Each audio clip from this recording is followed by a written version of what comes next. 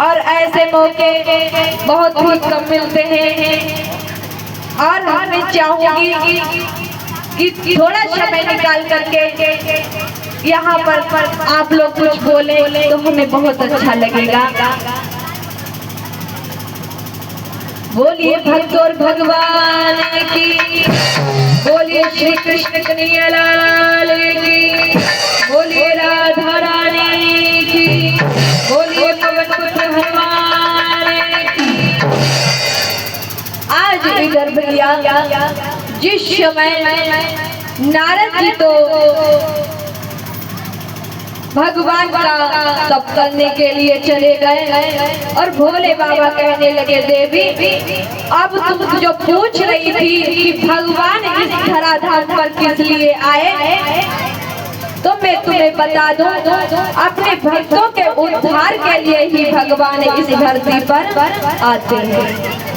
और भोले बाबा कहने लगे एक बार त्रेता युग में महाराज दशरथ के यहाँ अयोध्या नगरी में सब कुछ था मगर एक संतान नहीं थी। सुमित्रा से एक कन्या ने जन्म लिया था और जिसका नाम था शांता, जिसका विवाह श्रृंगी ऋषि के साथ में हुआ था और बड़े अच्छे मित्र थे राजा दशरथ के जिनका नाम था रोमपाद जी। रोमपाद जी के भी कोई संतान न थी, इसीलिए उन्होंने महाराज दशरथ से वो कन्या मांग ली थी। अब तो भैया आज इधर जिस समय वो कन्या मांग लिया है तो महाराज दशरथ मना न कर पाए, अपनी कन्या को तो दे देते हैं मगर चौथा बना गया महाराज दशरथ पर। मगर महाराज दशरथ के यहाँ कोई संतान नहीं हुई। जब कोई संतान नहीं हुई तो धीरे धीरे समय व्यतीत होने लगा। पृथ्वी पर रावण और कुंभकर्ण जैसे राक्षस हुए जो बहुत पाप कर रहे हैं, बहुत अधर्म कर रहे हैं। पृथ्वी मैया बड़ी दुखी है कि मैं क्या करूं जिसके कारण ये पृथ्वी का भार हट जाए।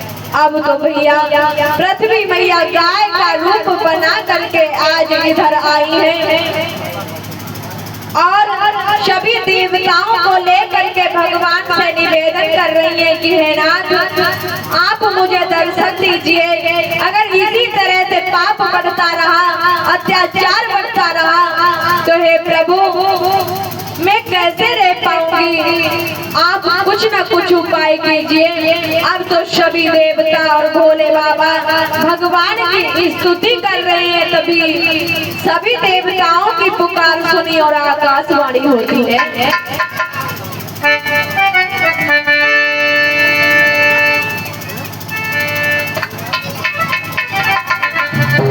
जाने डर पौने से ससुरे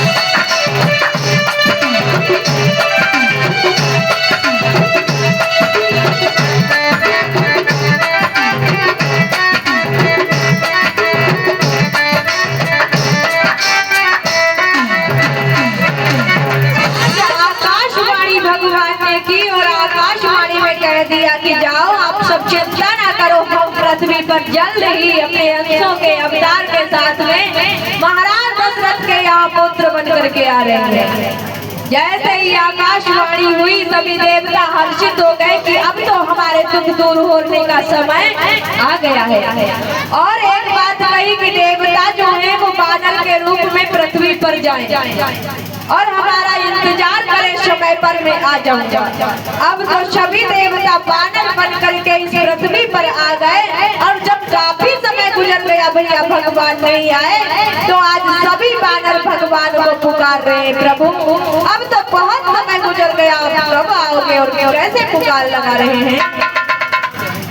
आओ